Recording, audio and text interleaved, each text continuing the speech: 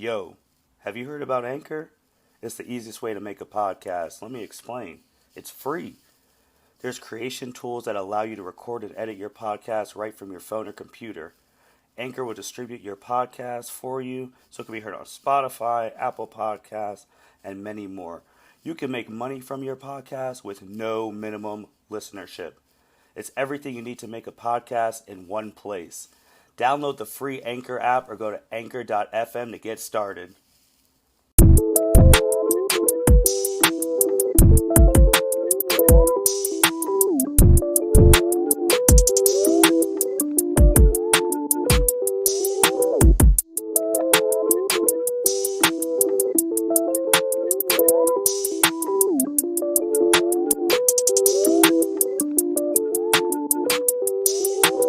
All right, everybody, welcome to the L7C podcast. You got Martin here, and you got main man Mitchell Osso here. Mitch, say hi to the viewers or listeners. Greetings, listeners. Hopefully everyone is enjoying their Friday night, late night fun talk all about whatever it might be that we want to discuss today. And one of our first topics of our very first episode is just a little bit about, Martin and I, so that you know who you are getting your information from. So, Martin, take it away. Thanks, Mitch. So we were college roommates freshman year at Capital University, random roommate pairings. Anyone who's been to college knows how you do that survey right when you're entering about what your preferences are of who you want to room with. And we were a random pairing in 2010. And since 2010, we lived together again sophomore year, then took 2 years off, and then lived together for the 4 years, and then from random roommates to best man at each other's weddings. Yeah, pretty much summarizes it up that in terms of how we think, what we like, what we dislike, we know each other pretty well. And one topic of discussion that we share similar beliefs or have strong opinions on is the franchise of Dragon Ball. One of the most popular, let alone animes and mangas in the world, but just a cultural phenomenon to everyone who is connected to just the world in general. Even people who have never watched the show can probably at least describe what a Super Saiyan is, maybe not in epic detail, but they at least know what it means when it is said out in public. So that's going to be our focus for this first episode. And Martin, how do you want to approach what we discuss? Are we discussing Z Super? Recent manga chapter came out yesterday. Before, I was actually going to piggyback of what you said about the global phenomenon. And even with the Super Saiyan thing, I think children of our generation, people born from like 90, 92, and so forth. I mean, if you didn't watch anime, there's 2 characters that everyone knows, and it's Goku and Sailor Moon. Mm-hmm. Like, everyone knows who those 2 characters are, and like, you know about Goku, you know about Dragon Ball, you know about his colors. Like, you just know the guy. You see him, you're like, oh, that's Goku. You may never watch the show, but you know that's Goku. I think we should start with some Super. I mean, that's the hot news. Yeah, that's the hot news. Dragon Ball Super. When we used to live together, and it ended in March 2018, and it kind of ended abruptly. And I know you and I were both kind of shocked that it was just ending like that. And there's been no follow up to it. There's been no Super on TV or anything. And I guess asking you, do you feel like they're missing out on posting stuff? Well, it just doesn't make sense to me that in 2019 alone, if I recall our conversation, Dragon Ball poured in over $1 billion in merchandise and video games, and whenever they released Broly, and that wasn't even with Super on television. So you can probably research the numbers of how much Dragon Ball the franchise was pulling in from 2018 on back. But it's like, now we're in 2020, and everyone's going to remember 2020 2020 is the year in which you're stuck at home and Netflix subscriptions are off the charts. Therefore, you could probably then say Hulu or even Crunchyroll, whatever it might be. Everyone is watching television or they're streaming. They're doing something, and yet here we are with no new Dragon Ball Super episodes in over 2 years. It's mind-boggling that this opportunity is being missed. When you watch Super, and full disclaimer to everyone, me and Mitchell watched every episode of Dragon Ball, Dragon Ball Z, Dragon Ball GT, Super, all the movies, even the movies that didn't even come out in the USA. We are well versed in the Dragon Ball world. Do you feel like Super stood up? Like, did you feel like after Z that it could compare to Z? Did you feel let down by it after how Z ended, or? I feel as though Z is like, it was like, in terms of like Toriyama's work, it was like the Odyssey or like the Iliad of like, like anime, for example. Now there's other animes that probably have delved deeper into their stories and that might be more intriguing, but like the grasp and the monumental like reach that Dragon Ball franchises met, it's just hard to compare to. But like when Super came out, it started off with the Beerus saga, and when we were watching it, nostalgia was kicking in. Everyone's excited. It could have probably the production could have been better because I don't know if anyone has seen the original like drawings. They were bad. Watch the Super Saiyan 3 Goku versus Beerus fight. It didn't look as good. But in terms of like Super, if it brought back like an excitement, the Beerus saga was all right. I mean, it didn't end like on anything spectacular. Basically, Goku passed out, and Beerus was not going to destroy the planet. Then it got interesting with introducing new universes, because then that's different set pieces, new characters. But then it got really good. Then when they introduced Zamasu and Goku Black, and you're thinking of an evil Goku and going like almost polar opposite. And it was good. And then Tournament of Power. Overall, Z is significantly better, but Super I think has done pretty good in terms of its structure.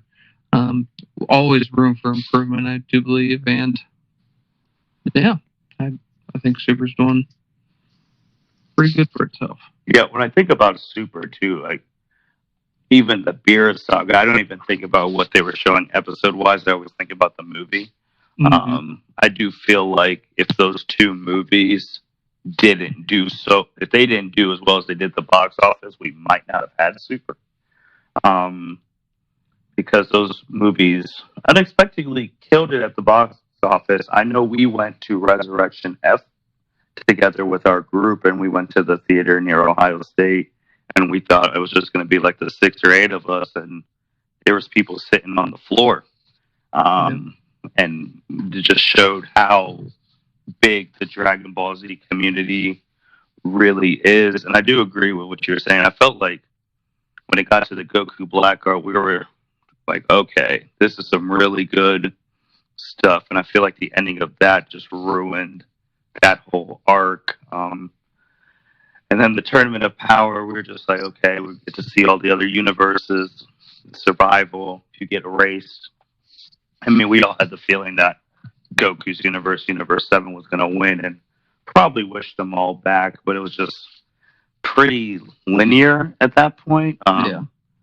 I guess in other episodes we could talk about the power scaling and how a lot of stuff made no sense in that Tournament of Power. And it hasn't made sense since Frieza, man. It has not. Ever since they introduced Frieza in Dragon Ball Z, nothing makes sense with power scaling. Yeah, that's true. And just like, for an example, like the Tournament of Power, Kefla made Goku go Ultra Instinct Sign, but she's over there losing to Mystic Gohan in the manga. Like, there's just this this divide, and it kind of ruined Super for me. I also didn't like how the anime was pumping out episodes a lot quicker than the manga. I feel like if they would have waited for the manga to end, it might have been better.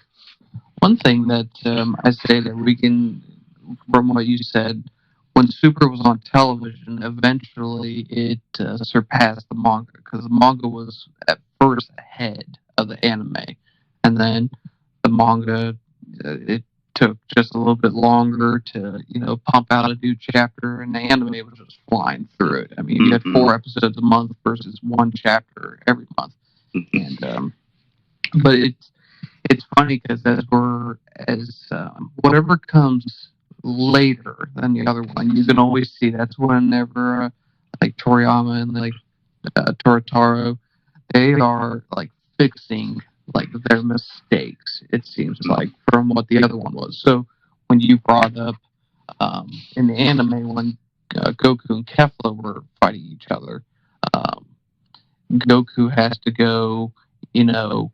Uh, Ultra Instinct, like Omen, which is what they're referring to now in the manga, um, is that it didn't make sense. You have a Saiyan who just learned Super Saiyan 2 right during the Tournament of Power. You had another Saiyan who goes the legendary Super Saiyan transformation. And if you want to do comparisons around other Dragon Ball media, they should not be stronger than even a Super Saiyan God. But we have them decimating Goku and Super Saiyan Blue to the point where he has to go UI. It doesn't make sense. But then in the manga, then they actually like course correct themselves and they have Kefla go up against Gohan, Mystic Gohan. Even though you pointed out in the side conversation that the artwork did not accurately show Mystic Gohan, but we'll just say it's Mystic Gohan. And yeah, it's just kind of funny how they fix it. They fix their mistake in whatever medium after the fact, which with the manga chapters now, with us dealing with Moro, there's already some like discrepancies that in the translations that make absolutely no sense. If anybody listening reads the manga chapter, well, I guess spoiler alert, uh, Vegeta learns a new power and he's fighting Moro, who's the new bad guy, and Piccolo says the line that Vegeta never underestimates an opponent, which is total bogus because he underestimated Frieza whenever Frieza was in his final, 1% final form, He underestimated Cell. That's how Cell got perfect. Underestimated Majin Buu when he first came across him. And I can't wait to see the anime of that because I'm almost certain that line will not be in the anime. No, that'd be retcon. And you just went into the manga for those who haven't been keeping up with Dragon Ball. Even though Super has been off TV, the manga has still been ongoing, and they've been in the Galactic Prisoner arc, and the main bad guy is Moro, and he's I do like Moro. I think he's a different change of pace. He's not the big hulking brute bad guy. I mean, I know we first saw him, we were like, okay, this guy's doing magic. This is kind of different. And then as the series progressed in the manga, we're just like, oh, are they going to beat this guy? I mean, like, or how are they going to beat this guy? And it's been a while that we've had that, like, okay, so how are they really going to beat this guy? Because everything that they've tried hasn't worked.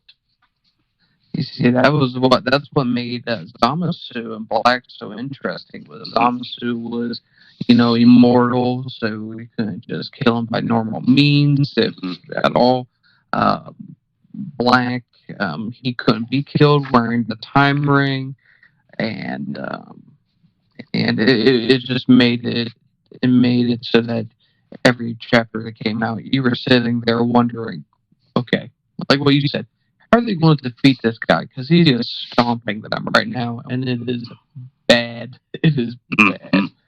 And that had to end when Goku had to actually bring the Omni Kings, the gods of gods, to get rid of this guy, And now we're with Moro, and he can steal your energy, and he can now with his new abilities, he was able to copy your abilities, and he can fight on par with Ultra Instinct Omen, and up until chapter 63, we're sitting there, like what you said, wondering what's next. How are they going to beat this guy?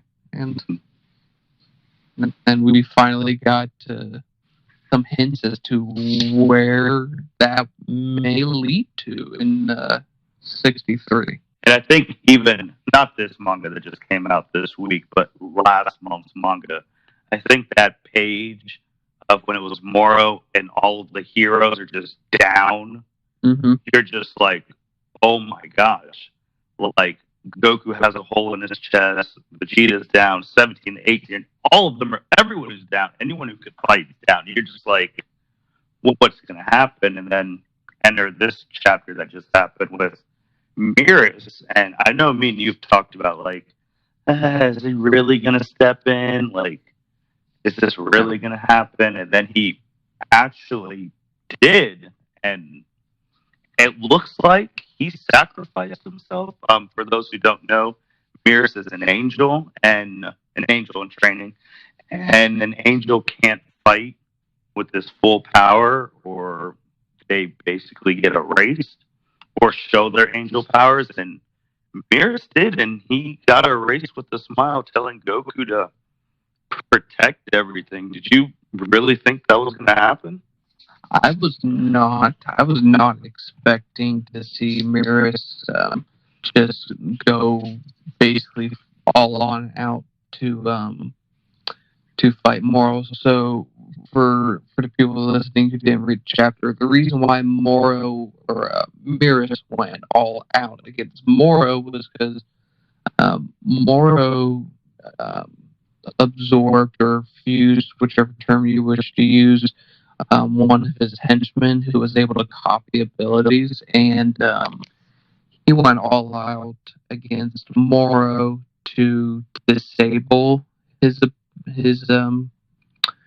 copying ability so that the fighters might have another chance to fight against him on a more even playing field.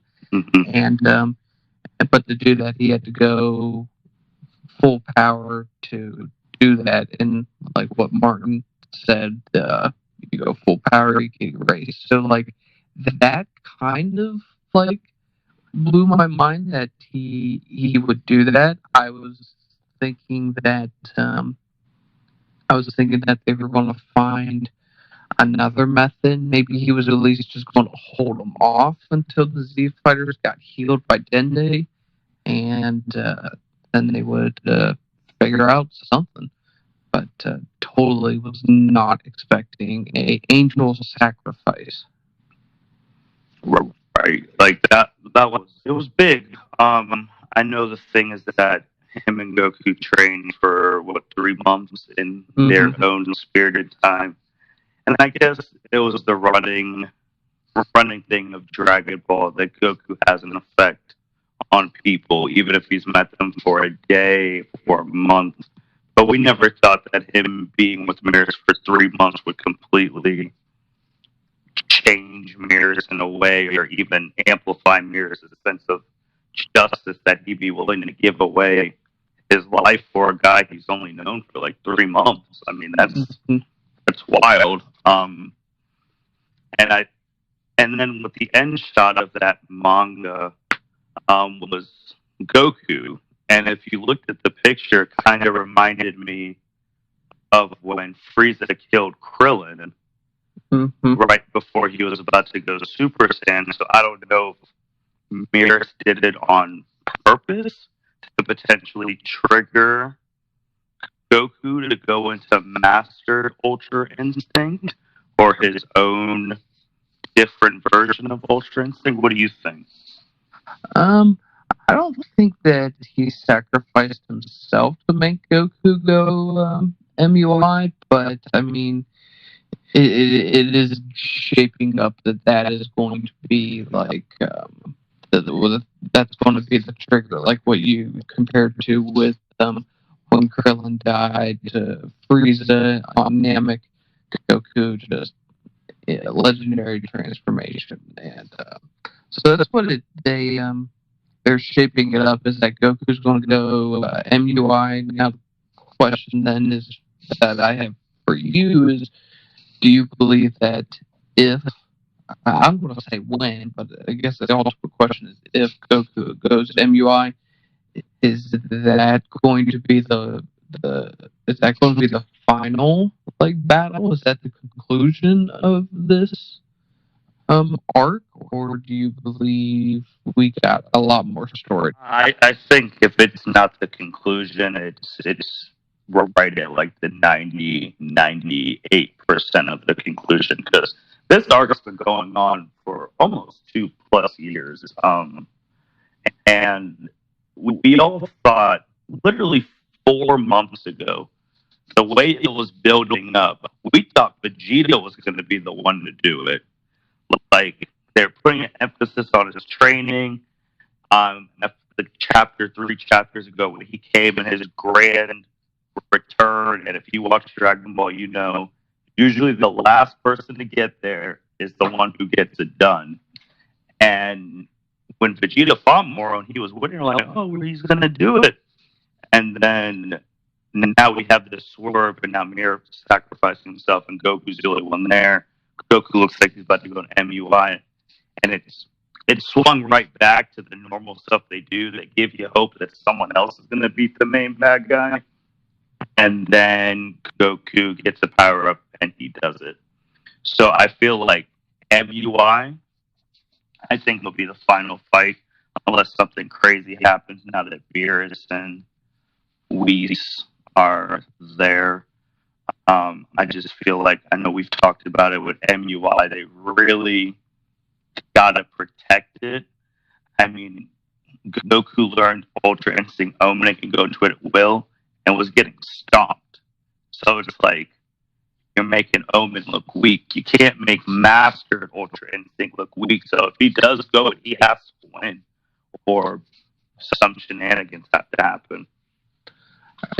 I think at least for my hopes is that when Goku goes MUI, I mean we have this problem. Let's say he goes MUI, Mhm. and if he wins, then the arc is over, and then I feel like what they have built up in story throughout the past 2 years, they basically have just kind of left hung to dry. So whenever it started off, and there was the flashback to when Moro used to fight the Kaio, who was the Supreme Kai of Supreme Kais back in the day, fighting Majin Buu, all that. Mhm.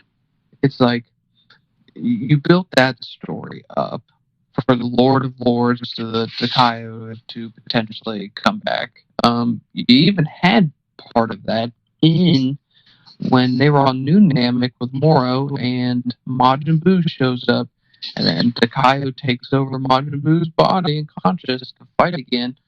And we haven't seen that since late 40s, early 50 chapter numbers, whatever they would be. So like that storyline, like completely gone. And again, this is under the impression that MUI is about to wipe Moro out, arc's done. And then you also waste the storyline of Vegeta's redemption arc. Vegeta gets on New Namek. He sees Namekians getting slaughtered by Moro, the same race that in Z he was slaughtering that race, and then he starts protecting them. And then he says, "I'm sick and tired of magic." And all this other stuff. I'm going to learn to get strong my way. Then he goes and he learns new techniques, and then he comes and then he gets one chapter where he uses all these new techniques against Moro, looks sweet, and then he gets stomped. Okay, so if that's not really.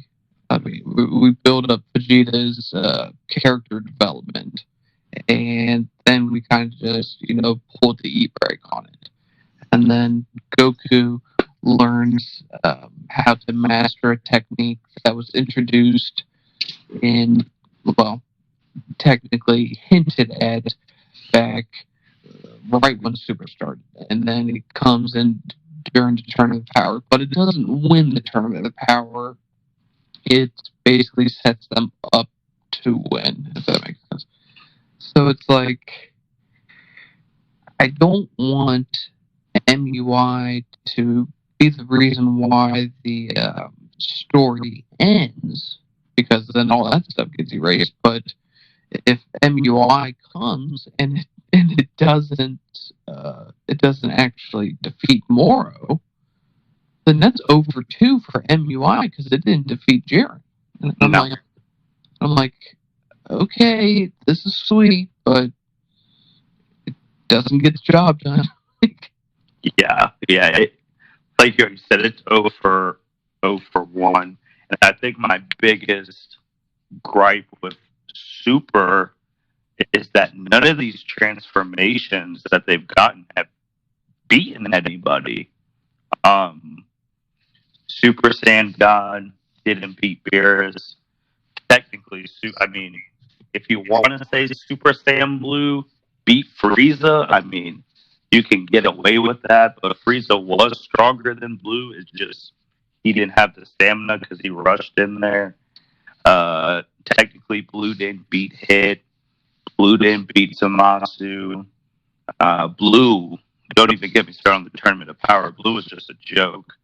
So I think that's my biggest thing with Super is that the transformations just weren't as impactful. Like in Z, like when you went Super Saiyan, you beat Frieza. You went Super Saiyan 2, you beat Cell. I mean, Super Saiyan 3, you were fighting all the different forms of Majin, even though it came down to an ultimate Spirit Bomb, a World Spirit Bomb, but still, Super Saiyan 3 could have beat Fat Boo, it fought Kid Boo. I mean, and it also was just when he went Super Saiyan 3, I felt like it was more impactful than when he went Blue. Maybe because we watched that show as a kid, and that him screaming for 20 out of the 23 minutes of the show was iconic. And then Blue were just like, okay, you're using Super Saiyan Blue against Krillin, whatever. But yeah, I think MUI, if it comes out, it has to get it done. But I do know that you want potentially Beerus to finally step in and do something. I think it would be nice to actually get something out of Beerus. I mean, we haven't seen him since Super came out in, well, okay, if we're talking about anime here, we haven't seen Beerus do anything in the anime since like 2015, 2016, whenever the movie came out, and then whenever he was fighting Goku, whenever he first came out. Okay, and then we got a tiny glimpse of him in the anime whenever he raced Zamasu. That was awesome, and that was only 30 seconds. That was awesome. But then, and then we haven't had anything else. We have arguably the strongest character that is not an angel in Universe 7, and I've only seen him fight once 5 years ago and one time during his Hakai in 2017 for 30 seconds. It's like, but then in the manga, again, we had him fighting Goku. We got a sweet little chapter or two when they were demonstrating to the Omni Kings what a Tournament of Power would look like, and all the gods of destruction were fighting. And we found out that Beerus is basically the strongest god of destruction. I don't know why they necessarily gave him that title, but I mean, hey, he's the strongest of the gods of destruction, so that was cool. But it's like, I would like to see Beerus fight Moro, just because, like, Moro he has set himself up like in his storyline, I view it like he's fighting the Grand, or like the Grand Supreme Kai, not the Grand Supreme Kai, but the Kaio in the past, which we've been informed that if you kill the Supreme Kai, then the God of Destruction is killed. Now, depending on where we want to look at this, it's like, is Supreme Kai that we have always known from like Dragon Ball Z, he's like the East Supreme Kai, is he tied with Beerus? Because in the Goku Black arc, we learned that that storyline. But like, if the Kaio was the Supreme Kai to him, then wouldn't there then be by default a God of Destruction tied to him? I feel like Beerus would want to make sure that the Kais don't get destroyed. So I would think that he would try to maybe get rid of Moro. So that part of the story, I feel like, could introduce him to this fight. Or if he just wants to, return a favor to the Z Fighters, and that is they won the Tournament of Power. He did not get erased because they won the Tournament of Power. So it's like, okay, now we're even. I saved you, you saved me, we're done. But I'm not. That's what I would like to see. I think that would be a good approach. Now, do I want Beerus to be the reason why the manga chapter ends? Probably not, because again, we have other story plots that they built throughout this arc. But on the flip side, if Beerus doesn't defeat Moro, that's like okay, did Beerus lose? Did he basically just quit? Or did he set them up for success? It's like I'm not sure how I would want that, because I feel like something along the line would get ruined in my eyes. Yeah, you brought up a very good point. Like, Beerus is all about self-preservation, and the fact that 10 whatever million whatever years ago, Moro was out here stomping all these Supreme Kais, you would think that Beerus would come just to save his own skin. Like, and that's what we talk about, the contradicting of the writing and all of that stuff. I know for me, I truly don't know how I want this to end. Um, it would be nice. Like, I know you've brought up Majin Buu coming back. Buu would be nice to have back.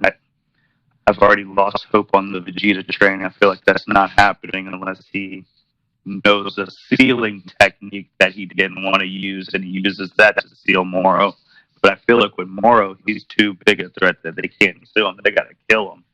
Mm-hmm. So, and MUI, I mean, if MUI gets the win, then that's going to be cool. As long as Goku still doesn't master it, if he still has the ways to master it, that'd be okay. But then we're back to the status quo. But I guess after Moro, do they even? I know they have to get to that time skip where Goku fights Uba at the tournament, but what do they have left to get there after Moro? Well, the one thing I want to say about MUI is, let's say Goku does end this arc winning with MUI. That's fine. I'm with you, though. I don't want him to master it. I don't think I ever want Goku to master Ultra Instinct, like, because it's kind of nice, like how they built that up when Whis was training them, and he was telling them, you need your individual your body needs to think on its own. Your arms and legs, they need to think independently of one another. And then we didn't see that through Hit. We didn't see that through Zamasu. We didn't see that until halfway of the Tournament of Power when Goku figured it out. And it had an impact. Now, granted, they didn't beat Jiren. Okay. You find out that Goku couldn't sustain the time limit for it. It just beat him up too much. Okay, that's fine. That can get improved, but it's like, I don't want like what you were stating is that Super Saiyan Blue is a joke. I don't want MUI to be coming in and out all the time, clicking my fingers um, to try to resolve the issue. I would rather see it once every 3 arcs, and then it just clicks. Then Goku gets it. Then problem solved. Um, but so with that being said, going back to the question you did ask, and that is, where can they go after this? I think they still have themselves set up pretty good, because the Tournament of Power only introduced 8 of the universes. So we still don't know anything that is going on in universe 112. I think I forget what the numbers were. 5. I don't think we saw universe 5, and then universe. I honestly can't remember what the 4th universe that was not shown was, but you have these universes that did not participate in the Tournament of Power, and when they did the ranking scale of the mortal levels, which the Grand Priest and the Omni Kings, they basically made and for anyone who doesn't know this, they made a ranking list of all the mortals that were in those universes based off of. It was probably based off of their strength, their fighting, maybe how intellectual they are, their advancements in technology, civilization, all that stuff. And Universe 7, the one which we've grown to admire the most, was second from the bottom on that list, only behind or in front of Universe 9, which was absolute garbage. Anyways, so all these other universes, these other 10 universes, are significantly, at least overall, more intelligent, more powerful than Universe 7. And there's the top 4 we didn't see. So you'd have stronger villains in there. You could introduce new protagonists who are significantly stronger too. And so, I mean, I think they do have room to explore and play with. And I don't know if they're going to do that before or after Ooze. But I think they got some room to play with. You brought up those other universes and potentially stronger villains, but I just can't see a villain, even though it's Dragon Ball, it's going to happen. I can't see a villain being stronger than Moro absorbed with 7-3. The thing, they really need to just start getting more clever, kind of and they did this with Moro or Zamasu. It's I don't need the villains to be Broly-esque. They don't need to be just super powered up, because, again, power scaling has always been an issue. Zamasu was sweet because he was immortal, so that added, and he was really strong, so it added a dimension to it. Moro has magic, which actually I would probably like to discuss. That I feel like we need to see more different kinds of magic, but that's a different question. But those are things that gave spice to the antagonist and that makes it compelling. So I don't know how they can keep that kind of track going, but yeah, they need to do something with the antagonists from the other universes that sets them apart from what we've been fed in the past. Yeah.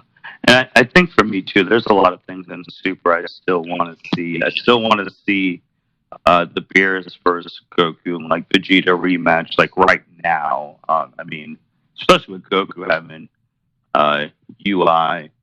But Vegeta's also shown in his Super Saiyan Blue evolution form that he could punch through Hakai's. So that could cause stuff in with his new stuff. I still want to see that. Obviously, they got to bring back Broly sooner or later. He's chilling on planet Vampa right now, and the movie was just such a big success that he has to come into a story arc. We still have the Universe 6 Saiyans, even though I'm not the biggest fans of them. Vegeta wanting to meet their king over there. There's still that. And you still got the rematch, potentially with Jiren, and Topo for that matter, because Topo probably wants to get another crack at Vegeta too. But especially the new Jiren, where he was starting to be like, "Oh, the friends aren't that bad." So now he can have that little plot armor too, fighting for his friends again. So you still want to see that, and it just I don't know if it'll end where maybe Goku or Vegeta take the reins of God of Destruction. I don't think that's going to happen, but I mean, the Super is basically them pushing themselves to be beyond the gods, and sooner or later, one of them, or if not both, are going to be at true God level or beyond. Yeah. And you just reminded me. See, the one thing about like what they're so with the moral arc, the one thing that they were gearing up to is that Goku and Vegeta are as strong as gods. Well, one little subplot that was at the beginning of the this arc was that to for the Grand Kai or Takayo to defeat Moro in the past, he had to use his own god powers to seal away Moro's magic. You know, and is that how this chapter or this arc is going to end? Is that or going to be another story plot that's going to be depleted? Because let's say that's actually how they have to defeat Moro. Is that we're going to find out he has new magic in the next couple chapters, and it's going to screw them over. And then they have to sacrifice their God Key, their Super Saiyan God form, their Super Saiyan Blue form, to seal away his magic, so then they could defeat him straight up. And but then if they do that, then I mean Goku's the strongest at Super Saiyan 3, unless you think Mystic Gohan is the strongest of the Z fighters. So it's like, are we going to get rid of a power boost? But then Universe 7 is significantly then weaker than even Universe 6. And I know you've been on that give up their god thing since the very beginning. Like that's been your thing, that which technically is still in play because this hasn't ended yet. I I mean I think it is possible. I mean with Dragon Ball anything is possible, which could hopefully to my thing lead the way if they're gonna give up their god key to potentially go Super Saiyan 4 and make that canon. I mean, that would be fantastic, but who knows? That might be a topic for another video, but it's like GT needs redone. But Yeah. But yeah, it's and then you can even get iconic. If they sacrifice Super Saiyan Blue to seal away Moro's magic, the reason why Goku wears his blue gi at the end of Z was in honor of Super Saiyan Blue that he could never achieve again. It's like who knows? Maybe they're setting themselves up inadvertently, but I just don't like when you're reading the manga or the anime and they put these things in story plot devices and nothing happens with them.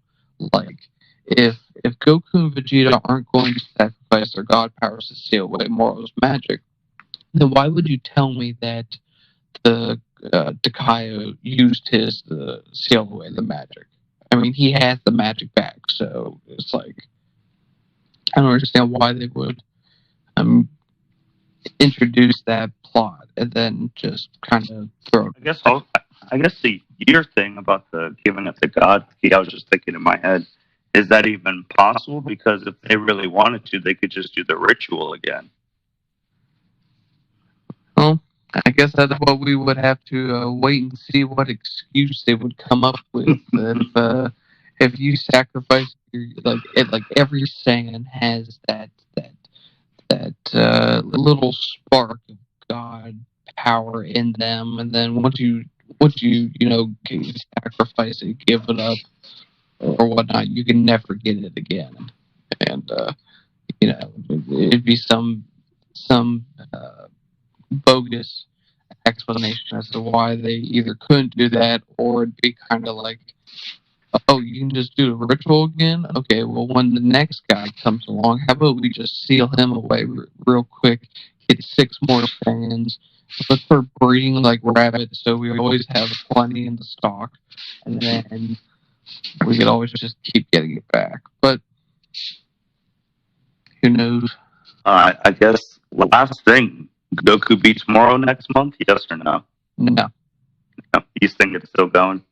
Yeah. I still think that somebody. I mean, I just at least think there's going to be somebody else that fights along with Goku, whether that be Vegeta. Um, for me, it kind of has to be because that's just how these things are structured. Is that Goku fights, gets beat, Vegeta fights, gets beat. Actually, whichever order you're in on that one, it just happens, and then they recoup, and then they come back and they fight again together, and then before we know it, it's the end, and they're both standing there because they did something to contribute to the defeat of the villain. And I just think Vegeta is going to get one more chance to do something. But I'm still waiting for Majin Buu to show back up. He's taking a nap, which, I mean, Moro is all over the planet, so I'm just like, really? And now Beerus and Whis are watching this fight, so. And Beerus has said that the only reason why he protects the planet is for the food. So, I mean, that's probably his BS bogus excuse to, try to be the tough guy and say, I actually want to save these guys because I like these guys. These guys are good guys, or they saved me during the tournament power. Like, I feel like he will probably step in. Whatever his true motives are, we find out. But and then so I just have a hunch that somebody else is going to at least assist in the end of this fight. So yeah, I don't think he beats Moro either next month. I do think he is, from that last picture, he's going to tap into MU5 maybe for a bit, and then is about to beat Moro, but then Moro pulls off another shenanigan, and then the last stand happens with the others coming. So that's what I think is it's going to happen. But we'll find out next month, and we're definitely going to be back next month. We kind of got like 10 years of Dragon Ball podcasting to catch up on. We always talk. We have a whole bunch of topics we can talk about. We can talk about, like what if scenarios. We can talk about inconsistencies. We can talk about iconic moments. We can talk about the video games, which I need to brush up on a lot of video games because Xenoverse 2 unleashed their season passes, his best season pass in all of video gaming. Unfortunately, I haven't taken full advantage of it because I was so scarred by the crappy season pass of Xenoverse 1. That's terrible. But yeah, because I mean, we've been talking about doing this literally for almost 10 plus years, and it's just. I guess if it wasn't for coronavirus, I never would have been like, you know what, we're doing it. I don't care. We need to at least do it just to have something positive to do and use our energy on. So, just definitely, we're gonna try and get these 45-minute ones at least once a month, so that we definitely get a good quality video out to all of you listeners out there. And every month, the manga is always gonna get reviewed in our episodes, and then we'll go into the other topics that Mitch talked about. That's the thing. Next manga chapter comes out on September 18th, so we don't have to wait till the 20th like we usually do. So, I mean, if waiting less than 2 days is always a positive in terms of getting some stuff you like. So, yeah. So, do you have anything you want to say before we sign out? I think there's one last point, which I don't want to dive into too much detail because I think it could be a good, another good topic. With chapter 63, Mirrors showing a side, or Mirrors showing a side of like compassion and like self-sacrifice for the universe. Going back to your original question, what can they do next? That right there could be its own its own arc later on, and that is we've always seen angels be neutral, but now we have an angel that chose, that made a decision, and that's for another topic. But that's it for me. Awesome. Well, again, man, thanks for hopping on and being a part of it. Really, really appreciate it. Like I've already said, this is 10 years too late, but we're going to be catching up. Thanks to everyone listening to the podcast. Hope you guys enjoyed it, and we will be back with more Dragon Ball content next month. Take it easy, guys, and have a good night. Have a good one, everyone. Listen to the podcast, subscribe, whatever it might be needed to do to make sure you get these notifications, because when we come back, we hope you're there. So have a good one. Have a good one. Take it easy, man. Yeah, the same. Bye. Bye. Thank you for listening to this episode of the L7C podcast. Be sure to like, rate, review, and subscribe to the channel. Follow us on all social media platforms, and we'll be talking to you guys soon. Take care.